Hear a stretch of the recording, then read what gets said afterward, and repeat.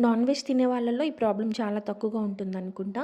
ఏ పని చేసినా నీరసం, ఆయాసం, చిన్న పని చేయగానే కొంచెం రెస్ట్ తీసుకోవాలి, పడుకోవాలి, దేని మీద ఇంట్రెస్ట్ రాకపోవడం, ఏ పని మీద ఏదైనా చేయాలంటే బద్ధకంగా ఉండడం, స్ట్రెస్, ఆయాసం, కాళ్ళు నొప్పులు.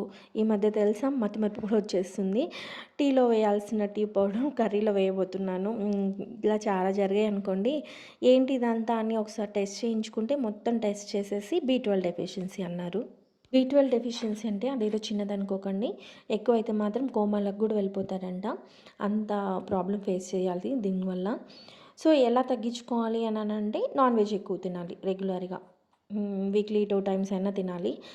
చికెన్, మటన్, ఫిష్ అలాంటివి అనమాట. మనం ఎప్పుడో ఒకసారి తినడమే అది మనకు అవ్వదనమాట. ఇంకా రెగ్యులర్గా తినడం అంటే చాలా కష్టం. సో అందుకని నేను గూగుల్‌లో సెర్చ్ చేస్తే నాకు మ్యాంగో సీడ్ పౌడర్ దొరికింది. బి12 డెఫిషియన్సీకి అది రెగ్యులర్గా తీసుకుంటే చాలా వరకు కంట్రోల్ అవుతుందంట. మార్నింగ్ ఎర్లీ మార్నింగ్ కానీ ఎప్పుడైనా ఒక స్పూన్ చాలు. వాటర్‌లో కలుపుకొని తాగేయడమే. ఎవరికైనా ఈ ప్రాబ్లమ్ ఉంటే ఖచ్చితంగా ట్రై చేయండి. దీని మీద ఫుల్ వీడియో కావాలంటే కామెంట్ చేయండి. చేసేద్దాం.